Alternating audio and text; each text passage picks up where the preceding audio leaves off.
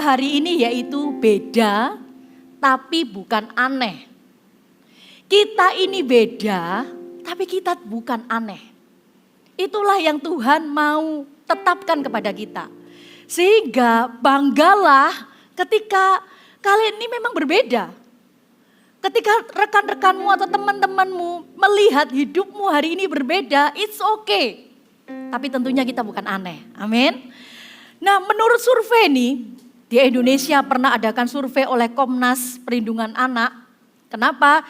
Di usia AOG pelajar, baik sekolah maupun mahasiswa, ternyata sekitar 97% itu anak-anak muda katanya, ini menurut survei di kota-kota besar, itu terlibat dengan namanya pornografi. Dan sekitar 60% anak-anak pelajar mengaku katanya sudah tidak perawan dan ada yang melakukan aborsi. Dan tantangan lain yaitu di zaman sekarang ini yaitu namanya LGBT. Betul? Begitu di masa sekarang ini seperti seolah-olah berlomba-lomba menyodorkan atau memberikan pandangan atau pemikiran kepada kita bahwa itu wajar, itu biasa, itu it's okay, itu tidak apa-apa. Hari ini ayo kita lihat bukan hanya apa kata kebanyakan orang. Yang perlu kita perhatikan dalam kehidupan kita itu bukan hanya apa menurut pendapat orang saja atau apa kata banyak orang saja sehingga kita ikuti, jangan. Tapi lebih daripada apa kata orang, lihat apa kata pencipta kita yang membuat kita, yang mengerti kita, yang punya rencana yang luar biasa buat kita. Justru perkataannya yang kita dengar, yang mau katakan yes. Karena kenapa? Karena Tuhan itu punya rencana kepada kita. Bahkan Alkitab katakan bahkan Tuhan itu menenun kita sejak dari kandungan ibu kita. Tuhan itu sudah punya rencana yang besar. Karena itu jangan mau digagalkan. Karena di usia kalian sekarang ini, itu usia yang menentukan startnya dimulai harusnya dari sekarang.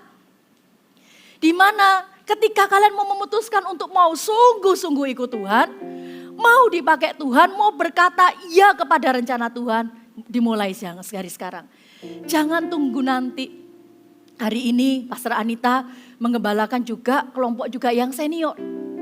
Secara pribadi Pastor Anita mengembalakan profesional muda dan family. Suatu saat Pastor Anita ketemu dengan satu orang opa-opa. Buat kalian pasti sudah opa-opa. Saya ketemu orang ini mau jadi calon coach, calon leader begitu. Kemudian ketika saya bertemu dengan orang ini, sebelumnya orang ini gak mau jadi pemimpin. Tapi saya berdoa sama Tuhan, saya berdoa untuk orang ini jadi pemimpin karena saya tahu Tuhan pakai orang ini, akan dipakai orang ini luar biasa. Nah ketika saya ketemu tiba-tiba saya nangis ketemu orang ini. Tahu kenapa? Ada 3 hal Tuhan taruh di hati saya. Yang pertama saya bilang begini, Pak, saya panggil Pak, kalau kalian mungkin panggil Opa karena usianya sudah tua.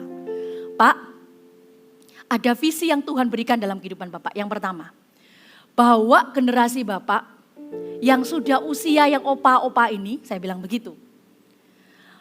Ini kesempatan terakhir karena usia opa-opa ini atau oma-oma ini, itu udah ada generasi yang lebih lanjut lagi, betul atau tidak? Ini sudah istilahnya angkatan terakhir di masa hidup, di usia tertentu, ini kesempatan. Kalau orang itu belum bertobat, nggak ada kesempatan lagi, betul atau tidak? Nggak ada umur lagi, sudah ini istilahnya bahasanya di sehari-hari mentok. Sudah batas, nggak bisa lagi. Bahwa ini kesempatan terakhir orang-orang yang belum kenal Tuhan di usia, di generasinya Bapak untuk kenal Tuhan karena tidak ada kesempatan lagi. Yang kedua, bahwa di generasi Bapak yang dulu sejak muda berkata, pakai saya dan sungguh-sungguh ikut Tuhan. Begitu. Terus yang kedua adalah gini, orang-orang yang belum pernah melayani sejak masih muda. Karena berpikir begini, masih muda, hidup buat diri sendiri aja, betul kan? Wah masih pengen senang-senang. Nah, melayani Tuhan kapan lagi? Betul atau tidak? sudah mau nunggu usia lagi lanjut lagi, gak ada lagi. Usia itu sudah usia paling lanjut. Berarti ini kesempatan terakhir untuk melayani Tuhan. Bahkan dengan sungguh-sungguh. Tapi saya mau tanya, tenaganya sekuat apa? Halo? Tapi gak menghalangi loh untuk mereka melayani Tuhan dengan sungguh-sungguh. Meskipun tenaganya sudah mulai terbatas. Kemarin khotbah dari Semarang pergi ke Purwodadi itu sekitar perjalanan 3-4 jam. Nyetir kemudian khotbah opa-opa ini. Dan yang terakhir, untuk orang yang dari muda sungguh-sungguh, justru di angkatannya Bapak ini harus memberikan yang terbaik sampai akhir. Nah sekarang kalian yang masih muda, jauh lebih punya banyak kesempatan dibanding golongan opa-opa ini. Halo amin. Tenaga kalian masih, semangatnya masih luar biasa. Waktunya masih lebih banyak. Dan justru awalnya dimulai dari sekarang ini. Nanti, kalian tidak pernah membayangkan kan kalau rambut sudah mulai putih dan semuanya nanti. Tapi nanti ketika sudah sampai usia itu, kalian akan jauh lebih lagi dipakai Tuhan luar biasa. Mulai kapan? Sekarang. Itu menjadi ancaman buat si jahat. Dia punya 3 misi. Mencuri, membunuh, membinasakan. Itu misinya dia, itu visinya dia. Kalau bisa ketemu dengan siapa saja, dicuri hidupnya, dicuri apa saja yang ada padanya, dibunuh bahkan nyawanya dan kemudian dibinasakan dalam kekekalan, itu visinya. Dan melihat Anda sebagai orang-orang muda punya potensi dipakai Tuhan luar biasa, maka Anda juga adalah golongan target. Karena itu hari ini waspadalah. Jaga hidup jangan sampai di usia tertentu saat ini usiamu. Engkau mengalami kejatuhan atau kegagalan sehingga menggagalkan mimpi Allah. Yang membuat gagal bukan Allah yang gagal. Tapi karena kita punya kehendak bebas, kita punya keputusan untuk menggagalkannya. Dan kenapa kita berbeda? Karena ini, kita mau belajar dari Yusuf. Yusuf itu berbeda dari anak muda zamannya, tapi dia bukan aneh. Kita berbeda dengan kalian berbeda, mau bukan kita, saya generasinya sudah berbeda ini ya. Kalian berbeda dengan generasi kalian saat ini. Tapi bukan berarti aneh, berbeda karena apa? Karena yang pertama, karena kalian hidup dalam mimpi besarnya Tuhan, mimpi ilahinya Tuhan. Itulah yang membuat kalian berbeda. Yusuf pada suatu hari di Kejadian pasal ke-37 ayat 5. Dikatakan begini, pada suatu kali bermimpilah Yusuf, lalu mimpinya itu diceritakan kepada saudara-saudaranya. Sebab itu mereka lebih benci lagi kepadanya, ayat ke-6. Karena katanya kepada mereka, coba dengarkan mimpi yang kumimpikan ini. Tampak kita sedang di ladang mengikat berkas-berkas gandum, lalu bangkitlah berkasku dan tegak berdiri. Kemudian datanglah berkas-berkas kamu sekalian mengelilingi dan sujud menyembah kepada berkasku. Tahu arti mimpi ini? Maksudnya adalah apa? Kenapa saudaranya membenci? Karena dalam mimpi itu dia jadi pemimpin dan saudara-saudaranya tunduk kepada dia. Mimpi yang dari Tuhan, yaitu mimpi ilahi yang dari Allah, itu bukanlah mimpi kecil. Tidak pernah Tuhan memberikan kepada kita mimpi kecil. Kenapa? Karena begini, Tuhan yang kita punya itu adalah Allah yang dahsyat. Yang percaya katakan amin. Tuhan yang kita punya itu adalah Allah yang ahli melakukan perkara-perkara yang besar. Perkara mustahil, kesembuhan, mujizat, pertobatan, perubahan hidup, apa saja Tuhan adalah ahlinya. Yang percaya katakan yes dengan keras. Oleh sebab itu kalau dia memberikan kepada kita mimpi kepada anak-anaknya ini, coba lihat di Alkitab kita. Mereka semua manusia biasa, tapi menjadi tidak biasa karena Tuhan memilih mereka. Kita pun manusia biasa. Tapi kenapa Tuhan memilih kita? Karena Tuhan mau mempercayai kita. Dan mempercayai kita itu adalah resiko besar. Kalau Tuhan percaya segala sesuatu kepada alam semesta ini, semua akan tunduk. Betul atau tidak? Semua ini, bumi, langit, planet, bintang, laut. Semua tunduk, Tuhan berkata angin bertiup, bertiuplah angin.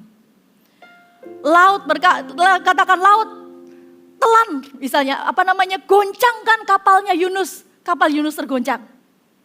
Kapal di mana Yunus berada tergoncang.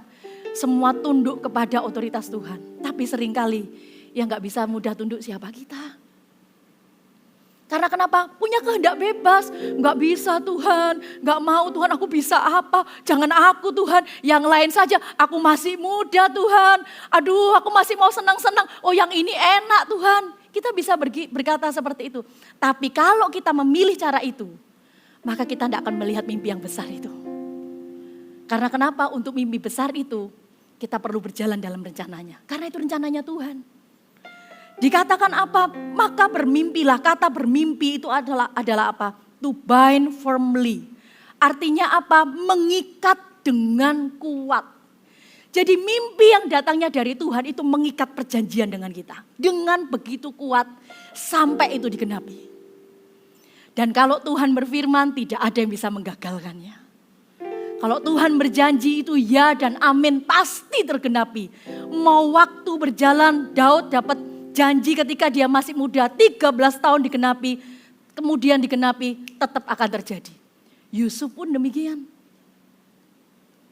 Waktu umur 17, dia di rumah Potifar. Tapi berapa belas tahun kemudian dia tetap tunggu baru digenapi. Tapi janji itu akan terjadi. Pasti digenapi, mimpi visi yang dari Allah itu mengikat Yusuf dengan kuat. Sejak dia dapat mimpi itu, hidupnya gak pernah sama lagi. Seperti sekalipun seolah-olah ya dia itu dibawa ke lembah tapi lembahnya itu mau ke arah mimpi. Ke arah janji Tuhan. Sama juga dalam kehidupan kita. Ketika kita mendapatkan rencana Allah, Tuhan katakan engkau akan dipakai Tuhan besar. Sejak hari itu, sejak hari ini hidup kita gak pernah sama lagi. Apa yang terjadi? Langkah kaki kita meskipun proses akan dibawa ke sana. Sampai ke sana. Oleh sebab itu jangan ambil keputusan untuk berpindah dengan cara apa? Jatuh dalam dosa perzinahan, jatuh dalam dosa percabulan, pornografi, LGBT, dan sebagainya. Jangan. Karena kenapa Tuhan mau bawa engkau sampai ke sana? Jangan gagal karena kita serahkan kehendak bebas kita kepada dosa. Jangan. Karena ada rencana Tuhan yang besar. Yusuf pun Tuhan mau pakai besar. Coba lihat di Alkitab kita. Kenapa? Mempercayakan kepada kita itu memang beresiko gagal. Tapi Tuhan berani ngambil resiko. Karena kenapa? Karena Tuhan mau menyertai kita. Sama juga Yusuf.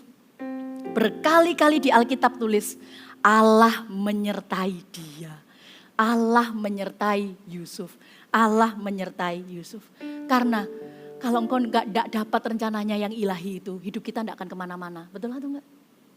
Hidup kita cuma untuk kita sendiri ya, ingin kita apa ya ke sini, enggak kemana-mana. Percaya deh, kalau hanya untuk diri sendiri, ujungnya pasti ke dosa. Karena kenapa? Daging kita ini lemah, inginnya bawa ke dosa. Tapi kalau kita ujungnya adalah rencana Tuhan, kita akan berjuang untuk berkata, enggak, saya enggak mau.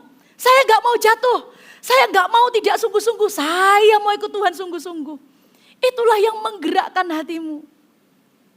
Sejak SMP, ketika saya mulai kenal Tuhan, dan terlebih lagi ketika mulai 1 SMA, saya sekolah di Surabaya sini, saya doa sama Tuhan begini. Saya mengerti sebagai seorang anak SMP pada saat itu, sebagai SMP kelas 3 mau kelas 1 SMA. Saya ngerti, saya nggak punya bayangan bagaimana sampai dibawa seperti apa. Tapi waktu itu saya berdoa, saya bilang, Tuhan pakai saya. Itu saja. Saya mau dipakai Tuhan. Tahukah sejak hari itu, di mana saja saya berada, Tuhan pasti ketemukan dengan orang-orang yang butuh Tuhan. Sejak hari itu, hampir tiap hari, satu demi satu orang bertobat, saya ketemu dengan orang-orang yang mau bertobat. Dimulai dari kata, saya mau Tuhan. Yang mau katakan amin. Karena Tuhan cari. Mata Tuhan menjelajah ke bumi ini. Hendak mempercayakan kepada siapa orang yang hendak mau dipercayakannya. Sama ketika Tuhan lihat Yusuf ini, Yusuf berkata, ya Tuhan pakai saya. Maka Tuhan kejar mimpi itu, mengikat dia dengan kuat. sampai mimpi itu terjadi. Oleh sebab itu, harapkan perkara-perkara besar yang datangnya dari Tuhan. Kita akan melakukan perkara-perkara besar bagi Tuhan. Karena kenapa? Karena Tuhan yang menyertai kita. Karena Tuhan yang melakukannya bagi kita. Yang mau katakan yes.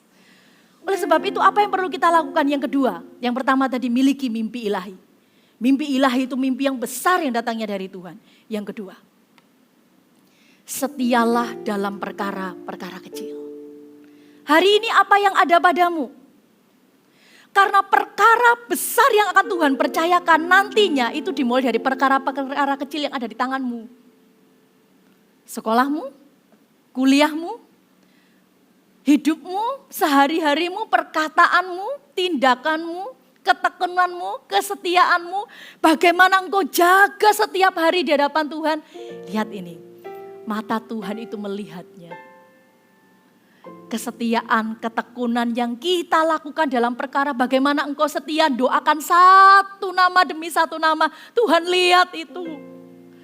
Bagaimana engkau berusaha kontak teman-teman, ayo datang ke gereja yuk, datang CG ya, Tuhan lihat itu. Bagaimana engkau berdoa sebelum sekolah atau kuliah, Tuhan setiap orang yang aku temui lembutkan hatinya. Tuhan pakai aku berbicara kepada dia, Tuhan lihat itu. Bagaimana engkau sekolah dengan sungguh-sungguh, kuliah dengan sungguh-sungguh. Hari ini saya juga lagi kuliah lagi, kemarin baru ujian prosa skripsi saya untuk kuliah teologi saya. Saya juga belajar dengan sungguh-sungguh. Kenapa? Apa yang dipercayakan dengan kita, ayo kerjakan dengan setia. Dengan sungguh-sungguh Tuhan hargai, Tuhan lihat itu. Jangan sia-siakan karena itu kepercayaan dari Tuhan. CG hari ini berapa orang, kok gak pernah nyangka loh. Orang-orang itu akan jadi pemimpin-pemimpin yang dipakai Tuhan. Kau gak akan pernah menyangka bahwa orang-orang itu akan membawa banyak orang teman-temannya datang kepada Tuhan. Gak pernah nyangka, tidak ada yang pernah tahu. Setialah dengan hal itu, gembalakan dengan baik. Doakan, kunjungi, jangan nyerah. Suatu saat saya pernah dipercayakan satu anggota CG ketika saya sekolah. Anggota CG saya ini mengalami satu sakit kejiwaan. Saya belajar untuk setia. Pada saat itu ketika CG dimulai saya jemput.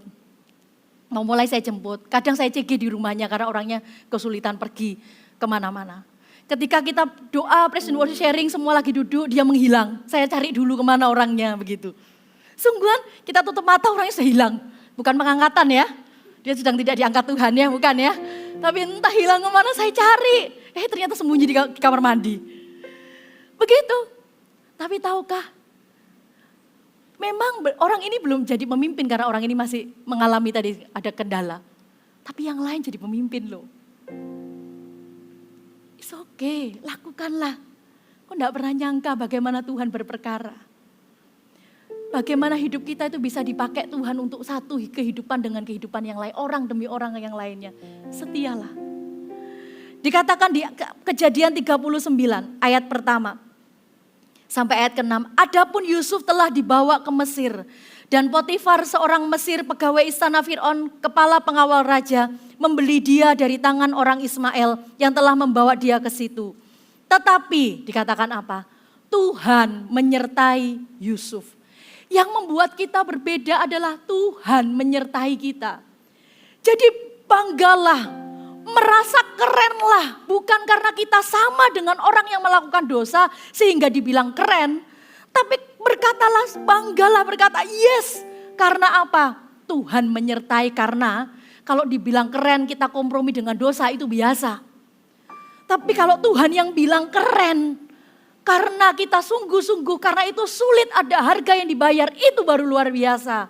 Karena kenapa? Di antara begitu banyak orang, Tuhan menyertai satu orang ini namanya Yusuf. Dan dikatakan, sehingga ia menjadi seorang yang selalu berhasil dalam pekerjaannya, maka tinggallah ia di rumah tuannya orang Mesir itu. Lihat, setelah dilihat oleh tuannya, yang lihat bukan hanya Yusuf, orang lain bisa melihat, ada satu pribadi yang tidak kelihatan, yang nyata menyertai orang ini. Siapakah? Tuhan. Tuannya melihat bahwa Yusuf disertai Tuhan dan bahwa Tuhan membuat berhasil segala sesuatu yang dikerjakannya. Maka Yusuf mendapat kasih tuannya. Dan ia boleh melayani dia kepada Yusuf. Diberikannya kuasa atas rumahnya dan segala miliknya diserahkan pada kekuasaan Yusuf. Sejak ia memberikan kuasa dalam rumahnya dan atas segala miliknya kepada Yusuf, Tuhan memberkati rumah orang Mesir itu karena Yusuf, sehingga berkat Tuhan atas segala miliknya, baik yang di rumah maupun yang di ladang, segala miliknya diserahkan kepada Yusuf, dan dengan bantuan Yusuf, ia tidak usah lagi mengatur apapun selain dari makanannya sendiri. Tahukah, ketika Yusuf dipercayakan di rumah Potifar ini, Yusuf ini sedang diajar menjadi pengelola. Yusuf dapat mimpi, mimpinya hanya sebatas. Tadi dikatakan apa? Saudara-saudaranya itu punya gandum, saudara-saudaranya tunduk kepada punya dia. Tapi dia tidak pernah menyangka, buat kita masa depan itu misteri bukan?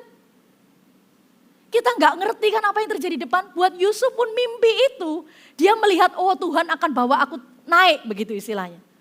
Saudara-saudaraku akan tunduk, tapi dia belum melihat apa yang akan terjadi ke depan. Tapi tahulah bahwa Sang Pencipta kita, Sang Pemegang kehidupan kita, Tuhan yang tahu masa hidup kita sekarang dan tahu masa depan kita itu, sedang menuntun. Dia saat itu di rumah Potifar, dia jadi seorang pengelola. Dia nggak tahu ke depan nanti dia jadi penguasa nomor 2 di bangsa pada saat itu. Mesir itu negara adikuasa di zaman itu. Kalau zaman sekarang seperti negara-negara maju yang terkenal, yang gede, yang modern, yang jauh lebih modern dari negara-negara yang lain. Nah, zaman dulu Mesir itu. Jadi bisa bayangkan betapa prestis dan wow kerennya negara itu pada saat itu. Nah kalau sampai dia jadi orang nomor 2 dan dia tidak melihat hal itu pada saat itu, dia belum tahu. Tapi di rumah itu dia diajar jadi pengelola. Karena kenapa? Kelak bidang yang dia pelajari itu dibutuhkan ketika dia memimpin bangsa Mesir. Hari ini apa yang ada di tanganmu? Hal sederhana mungkin. Doakan orang, mengunjungi jiwa-jiwa, belajar yang rajin, sekolah, ngelola keuangan. Hal sederhana mungkin hal kecil di tanganmu. Kerjakan dengan tekun, kerjakan dengan rajin. Tuhan akan memberkati di sana. Karena kenapa? Engkau sedang dipersiapkan untuk perkara yang lebih besar lagi. Yang belum pernah engkau bayangkan hari ini. Dan mungkin sampai hari ini dan nanti kau tidak pernah membayangkan Tuhan akan bawa engkau ke titik itu. Yusuf pun tidak pernah membayangkan. Dia akan dibawa sampai ke titik itu. Dia berusia pada saat itu sekitar 17 tahun. Tapi Yusuf dipercayakan perkara-perkara. Karena kenapa? Yusuf dilatih kecakapannya. Dia kecakapannya dikembangkan supaya dia belajar kelak. Dia akan menjabat sebagai Perdana Menteri istilahnya di Mesir. Di Lukas pasal 16 ayat yang ke-10 dikatakan begini. Barang siapa setia dalam perkara-perkara kecil, ia juga setia dalam perkara-perkara besar.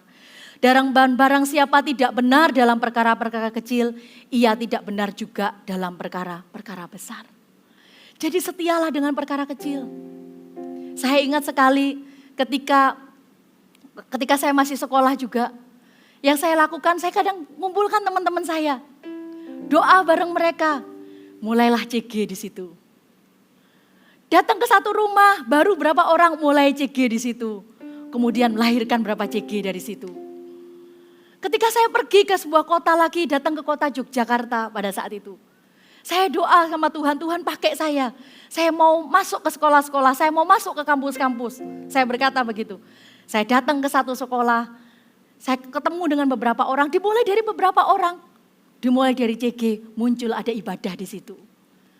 Dimulai dari segala sesuatu cuma segelintir atau sederhana. Tapi Tuhan akan pakai kita semakin lebih besar lagi. Yang mau katakan yes. Amin. Jadi jangan sepelekan.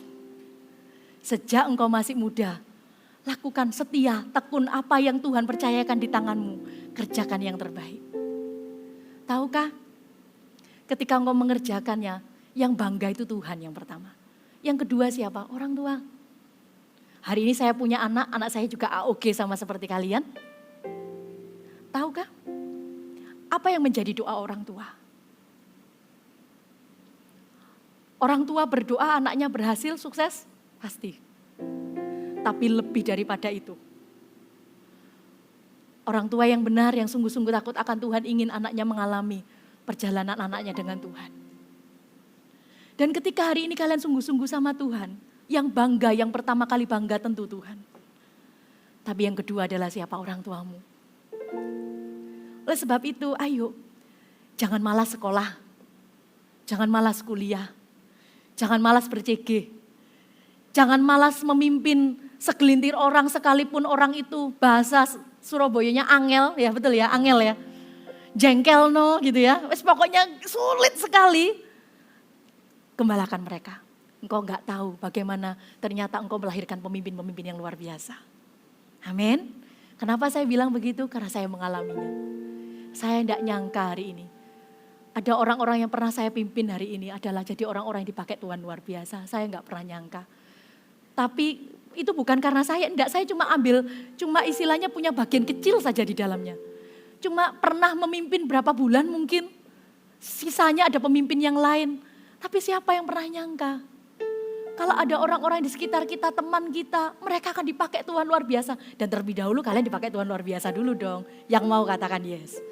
Jadi ayo setia dengan perkara kecil. Yang ketiga, yaitu beranilah menolak yang namanya kesenangan dosa. Kenapa saya sebut kesenangan? Karena dosa itu menawarkan hal yang senang, betul? Sehingga mudah sekali kita mengikutinya. Sehingga susah sekali kita menolaknya. Mudah sekali kita berkata ya mau, pengen. Karena senang buat kita, buat daging kita enak. Tapi justru yang harus kita lakukan adalah menolak. Apalagi zaman ini. Kalian mudah sekali hiburan, kesenangan, kejatuhan bisa mengundang di mana saja, betul? Di kapan saja, di tangan kalian semua. Bahkan di medan pertempuran kita sekarang ini itu ada di sekitar kita, di gadget kita mungkin. Di Android kita, di handphone kita. Oleh sebab itu ayo jaga. Karena kenapa kita lihat di 1 Korintus 6 ayat 12. Suatu saat Paulus tulis kepada jemaat di Korintus. Jemaat di Korintus pada saat itu ini ada jemaat yang sebagian besar juga baru bertobat. Dikatakan begini, segala sesuatu halal bagiku, tapi bukan semuanya berguna. Segala sesuatu halal bagiku, tetapi aku tidak membiarkan diriku diberhamba oleh suatu apapun. Jadi begini, di zaman itu, kota Korintus itu kota yang besar sekali. Dia ibu kota misalnya kota perdagangan. Kota maju sekali. Nah di zaman itu juga, gereja Korintus itu baru merintis. Masih baru gereja ini muncul. Nah sedangkan budaya atau lingkungan di kota itu mereka berkata begini. Kalau berbuat cabul istilahnya, karena dewanya mereka, orang-orang agamanya pada saat itu. Kalau menyembah kepada dewanya, itu justru malah melakukan percabulan atau seks bebas dan sebagainya begitu. Sehingga kenapa Paulus tulis segala sesuatu halal, maksudnya begini, buat mereka hukumnya di kota itu pada saat itu berkata, enggak apa-apa. Lakukanlah itu untuk dewa, begitu. Tapi Paulus tulis begini, tidak semuanya halal bagiku. Tidak semuanya berguna dan aku tidak membiarkan, karena dia berkata begini, kita ini sudah bebas, ditebus oleh Tuhan Yesus, amin. Tapi jangan izinkan kita diperhamba lagi. Kita ini sudah bebas, dibebaskan hari ini kalian berkata, saya merdeka. Oh saya tidak lagi terima hukuman maut, karena kenapa? Tuhan sudah menyelamatkan saya. Dia mati di atas kayu salib bagi saya. Tunggu dulu. Tapi ketika kalian bebas begitu, jangan kasih kebebasanmu kembali untuk jatuh lagi.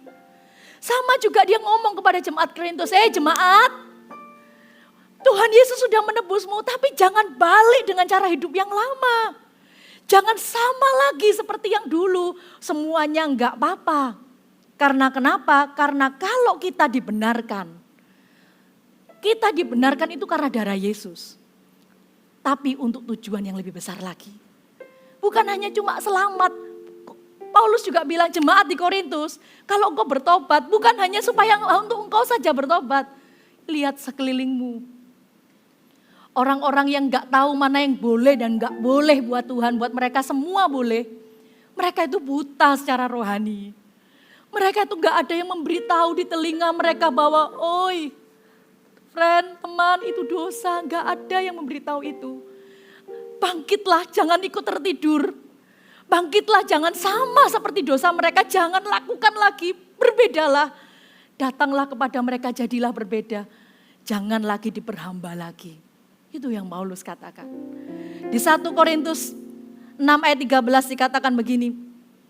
Makanan adalah untuk perut, perut untuk makanan. Tetapi kedua-duanya akan dibinasakan Allah.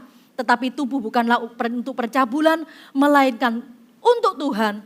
Tuhan untuk tubuh. Jadi kalau kita ini sudah ditebus, dikuduskan, ayo. Karena kenapa? Kenapa sih tubuh kita ini ditebus?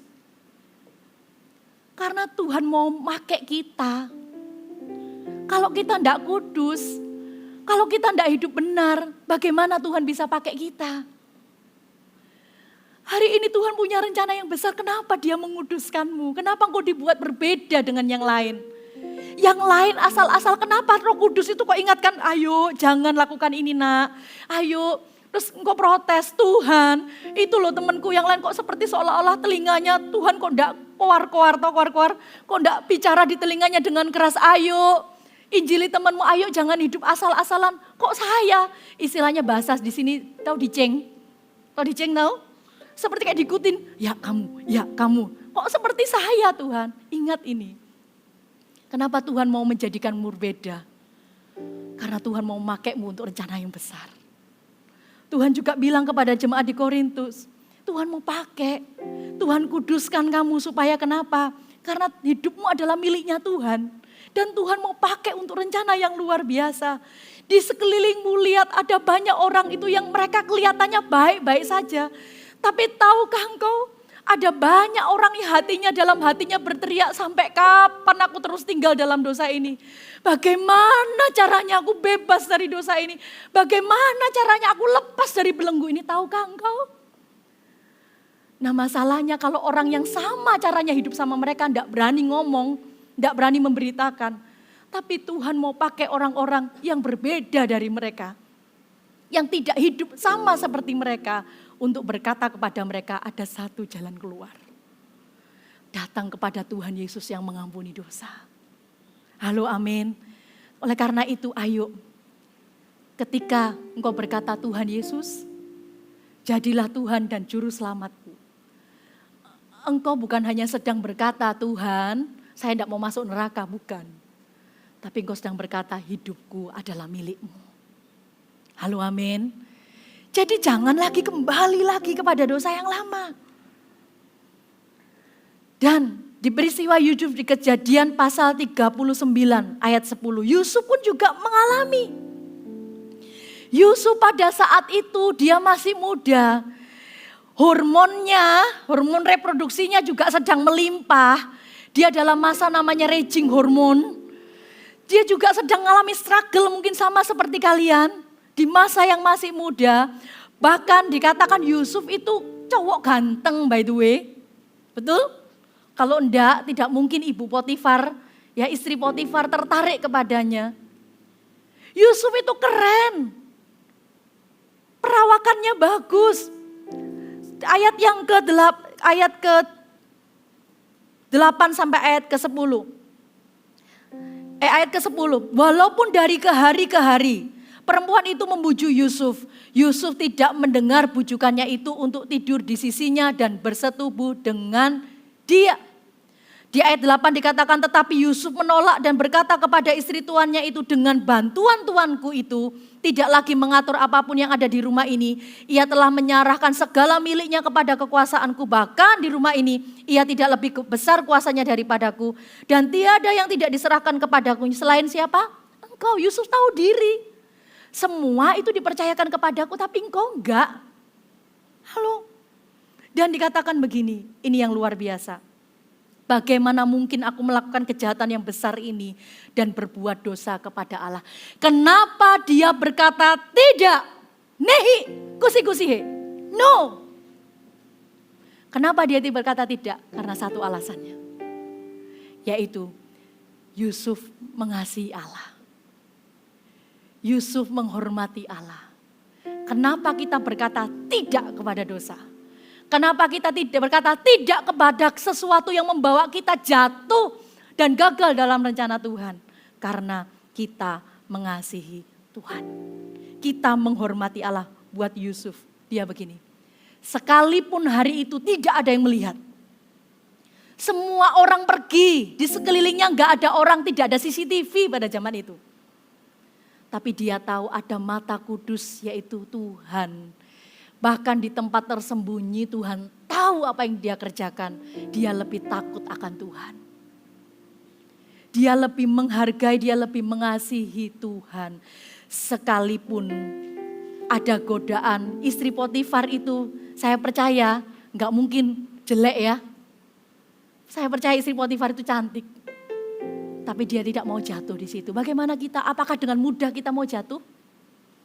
Ataukah kita berani berkata enggak? Saya tidak mau sia-siakan masa muda saya untuk jatuh dan meninggalkan Tuhan. Tapi saya mau kasih masa muda saya untuk sungguh-sungguh sama Tuhan. Saya berkomitmen ketika waktu SMP, ketika mulai SMA. Saya bilang begini sama Tuhan. Waktu itu Pastor Philip mengajarkan kepada kita juga para pemimpin AOG, anak-anak muda pada saat itu, mau enggak komitmen untuk tidak pacaran sebelum menikah. Pacaran sekali untuk menikah. Enggak menikah dong kalau gitu ya. Kalian langsung bangun loh ini ya, langsung respon. Pacaran sekali untuk menikah. Jadi fokusnya apa ketika muda? Ya mau dipakai Tuhan. Apakah hari ini saya tidak menikah, saya menikah loh. Tapi pacaran saya cukup sekali. Apakah buat pada masa itu pun termasuk zaman sekarang pasti walah gitu kan. Mana bisa, aduh repotnya, susahnya, begitu kan. Bisa kok. Tapi saya yang intinya adalah di sini. Ayo jangan tukarkan. Kenapa memilih untuk itu? Karena saya mengasihi Tuhan. Karena kenapa saya mengasihi Tuhan? Karena pertama kali Tuhan lebih mengasihi saya terlebih dahulu. Kenapa kalian mengasihi Tuhan? Karena Tuhan sayang kepada kalian. Dan karena Tuhan sudah sayang, hati kalian melimpah dengan sayangnya Tuhan sampai dia menyerahkan nyawanya, orang lain butuh kasih itu. Makanya kalian berkata, saya mau sungguh-sungguh ikut Tuhan. Dan alasan yang terakhir, kenapa kita mau terus jaga hidup kita. Karena kenapa? Kita mau beda tapi bukan aneh. Karena kita berani memilih untuk hal yang lebih berharga. Ada hal yang jauh lebih berharga ketimbang kita jatuh dalam dosa. Kejadian 39 ayat 19, baru saja didengar oleh tuannya perkataan yang diceritakan istrinya kepadanya. Begitulah aku diperlakukan oleh hambamu itu, maka bangkitlah amarahnya. Lalu Yusuf ditangkap oleh tuannya dan dimasukkan ke dalam penjara, tempat tahanan-tahan raja dikurung. Demikianlah Yusuf di sana. Sekalipun ada resikonya, betul? Resiko kita kan tidak sampai di penjara kan? Resikonya kita paling diejek teman-teman kan? Resiko kalian maksudnya diejek teman-teman kan? Oh gak keren, aduh sok suci kamu, aduh begini gitu kan? Tapi beranikah kalian tetap memilih untuk hal yang lebih berharga itu? Aku rela diejek teman-temanku, it's okay. Karena kenapa? One day ya, justru kalian yang bawa mereka ikut Tuhan. Dan mereka akan berterima kasih kepada Tuhan atas kehadiranmu. Atas ketaatanmu untuk terus setia berdoa bagi mereka. Atas ketaatanmu untuk terus kalian berjuang ajak mereka ke CG. Meskipun kamu ini ngajak terus ke CG, ke ibadah. Tapi kalian tidak putus asa. One day mereka akan berkata, thank you Tuhan Yesus. Sudah mengirimkan temanku satu ini yang mau setia. Yang mau terus meskipun diejek dan sebagainya. Di Kejadian 39 ayat 21 dikatakan tetapi Tuhan menyertai Yusuf dan melimpahkan kasih setianya kepadanya dan membuat Yusuf kesayangan bagi kepala penjara itu. Jadi sekalipun tadi kanan kiri mengolok, ingatlah yang paling penting kita jadi kesayangannya Tuhan. Kita dimanapun berada Tuhan menyertai kita. Kita itu punya peran yang penting loh. Tidak tahukah engkau ternyata kehadiran kalian di satu sekolah itu adalah kesempatan yang Tuhan berikan bagi mereka loh. Sadarkah engkau? Tahukah kalian hadir aja di satu sekolah? Kenapa saya sekolah di sini loh? Kenapa kok saya kuliah di sini? Tahukah kehadiranmu di sana itu adalah kesempatan bagi mereka bertobat loh. Sepenting itu loh Tuhan mengutusmu ke sana. Jadi gak ada yang namanya kebetulan. Kita ini dikatakan garam dan terang dunia, beneran engkau di sana hidupmu itu jadi berkat dan bawa pengaruh. Engkau di sana kasih karunia Tuhan turun. Tahukah? Karena sejak engkau di sana engkau berdoa, Tuhan selamatkan sekolahku. Tuhan pulihkan, Bapa pulihkan, kembalikan sekolahku kepadamu. Betul ya? Tuhan pulihkan, ampunilah kampusku ya Tuhan, dan pulihkan. Siapa yang berdoa begitu? Kalau enggak kita. Maka ketika kita berdoa gitu Tuhan langsung tengok sekolahmu, kampusmu, keluargamu. Karena ada orang benar yaitu yang masih muda ini di sana. Tuhan lakukan perkara yang luar biasa. Tahukah sepenting itu loh. Itulah sebabnya sampai hari ini pun saya terus buat lutut ini berdoa di hadapan Tuhan. Saya sebut nama demi nama. Sampai hari pun kalau dulu ketika saya sekolah pun, saya sebut sekolah saya Tuhan. Minta orang-orang di sini satu demi satu kenal Tuhan. Ketika saya kuliah Tuhan, bahkan ketika saya datang ke satu kota Tuhan, satu persatu orang di kota ini.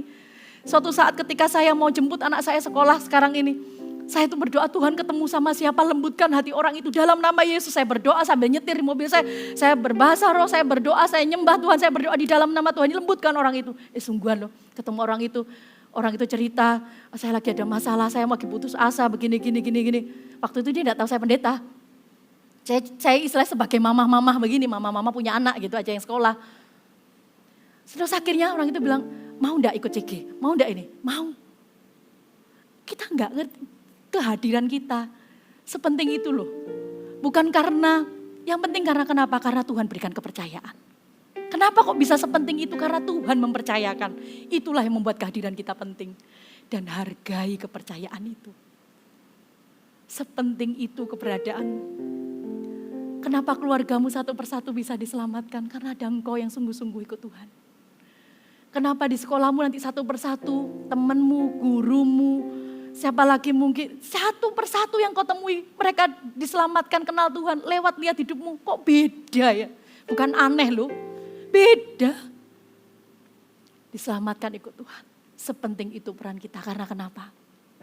Ketika Tuhan bilang kau adalah garam dan terang dunia, Tuhan akan serius mengerjakannya sampai akhir.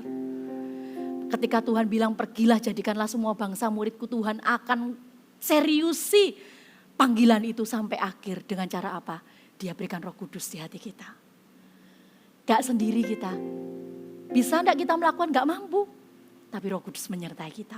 Oleh sebab itu ayo, bagian kita adalah kita berkata, pakai aku Tuhan.